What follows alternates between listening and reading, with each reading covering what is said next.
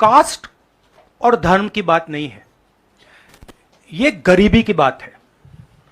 हिंदुस्तान के ओबीसी, हिंदुस्तान के दलित, हिंदुस्तान के आदिवासी और हिंदुस्तान के गरीब लोग, इनके लिए यह काम किया जा रहा है।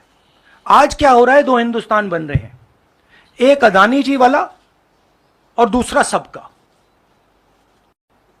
कास्ट सेंसस साफ दिखा देगा कि हिंदुस्तान में लोग कितने हैं, कौन है, और हम वहां नहीं रुकेंगे। उसके बाद इकोनॉमिक सर्वे होगा तो हमें यह भी पता लग जाएगा कि कितने लोग हैं, धन किसके हाथ में है, धन कहां है, एसेट्स किसके हाथ में है। और फिर जैसे मैंने कहा, जो एक्सरे हमें, और मैं कहता हूं शायद इसमें मेरी भी गलती है, जो हमने पहले नहीं किया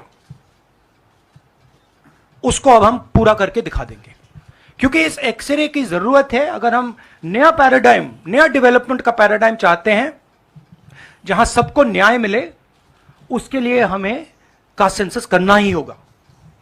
हमारे 4 चीफ मिनिस्टर्स हैं, 4 में से 3 ओबीसी वर्ग के हैं।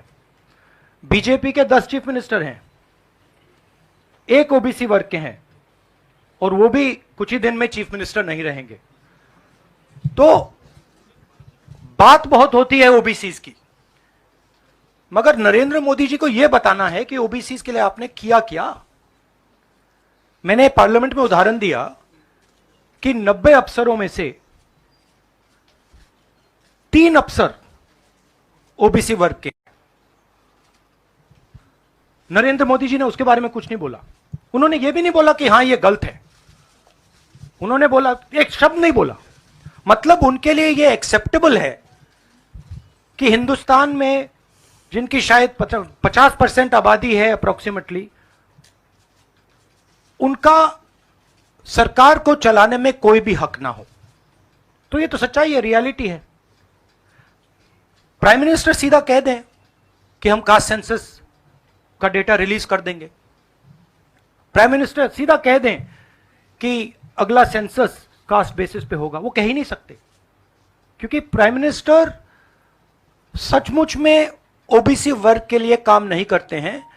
प्राइम मिनिस्टर का काम ओबीसी वर्ग को डिस्ट्रैक्ट करने का, ओबीसी वर्ग के ध्यान को इधर उधर करने का है। जो सच्चाई है कि ओबीसी वर्ग, दलित वर्ग, आदिवासी वर्ग को कितनी भागीदारी मिल रही है, उससे डिस्ट्रैक्ट करने का पूरा सिस्टम बना रखा है आरएसएस ने और नरेंद्र मोदी जी ने। और नरेंद्र मोदी जी उनके मेन इंस्ट्रूमेंट है, मतलब सेंट्रल औजार हैं। उनका यही काम है कि भैया ओबीसी की भागीदारी ना हो, ध्यान इधर उधर जाता जाए। माहौल बहुत पॉजिटिव है, और मैं चारों जो हमारे स्टेट्स हैं उनके बारे में कह सकता हूं।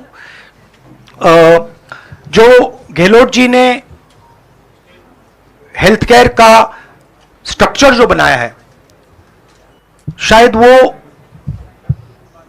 दुनिया में एक ऐतिहासिक हेल्थ केयर का सिस्टम राजस्थान की सरकार ने बनाया है। और जो काम राजस्थान की सरकार ने गरीबों के लिए किया है, ऐतिहासिक काम किया है। कर्नाटक में हमारी जो 5 गारंटीज हैं, जो सोशल प्रोटेक्शन की जो स्कीम्स हैं, वो अनमैच्ड है। आप किसी भी स्टेट में चले जाइए, आप पूछ लीजिए, आपको ऐसा सोशल प्रोटेक्शन का स्ट्रक्चर नहीं मिलेगा। छत्तीसगढ़ में जो किसानों के साथ हमारे चीफ मिनिस्टर ने किया, जो उनको धान के लिए दाम मिलता है, सबसे ज्यादा मिलता है हिंदुस्तान में। जो कनेक्टिविटी उन्होंने बनाई है, जो हमारे छोटे छोटे डिस्ट्रिक्ट्स में मैन्युफैक्चरिंग यूनिट्स लगवाए हैं, जो ऐतिहासिक काम किया है। और अगर सुक्खू जी के बारे में समझना चाहते हैं, तो जब हिमाचल को चोट लगी तो उनका रिस्पॉन्स जो था, जमीनी रिस्पॉन्स, लोगों के बीच में जाकर रिस्पॉन्स, वैसा रिस्पॉन्स शायद मैंने तो पहले नहीं देखा है। तो हमारी जो 4 सरकारें हैं अच्छा काम कर रही हैं। मुझे लगता है हम इन चुनाव में बहुत अच्छा करेंगे।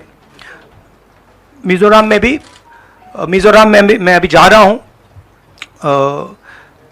काफी पॉजिटिव माहौल है और जनरली लोगों में गुस्सा है। एक दो कारण है, बेरोजगारी, महंगाई और जो इनइक्वालिटी बढ़ती जा रही है कि अदानी जी जैसे लोग अमीर होते जा रहे हैं, देश के पूरे एसेट्स उनके हाथ पड़ रहे हैं, और किसान हैं, मजदूर हैं, वो गरीब होते जा रहे हैं। ये सबको दिख रहा है। तो इसलिए हम प्रिपरेशन कर रहे हैं। कास्ट सेंसस हमारा फाउंडेशन है, मगर जो राजस्थान में इन्होंने हेल्थ केयर के लिए किया वो हम नेशनल लेवल पे करने की सोच रहे हैं। जो किसानों के लिए ये कर रहे हैं, जो इनका सोशल सिक्योरिटी का स्ट्रक्चर है, वो हम इसको नेशनल लेवल पे इंप्लीमेंट करने की प्लानिंग कर रहे हैं। हमारी सोच है कि जो नरेंद्र मोदी जी और बीजेपी ने नफरत, हिंसा और डर का विजन दिया है, हम देश को मोहब्बत, रिस्पेक्ट और भागीदारी का विजन दें। और मुझे लग रहा है कि देश का जो मूड है वो बिल्कुल बदल चुका है, और यह बात अभी बीजेपी वालों को समझ नहीं आई है, मगर कुछ ही दिनों में उनको आस्ते आस्ते यह बात समझ आ जाएगी कि जो उन्होंने देश के साथ किया है, जो उन्होंने नफरत फैलाई है, जो उन्होंने इंस्टीट्यूशंस पर आक्रमण किया है, लोगों को डराया है, धमकाया है, नफरत फैलाई है, वो इस देश को अच्छा नहीं लगा है।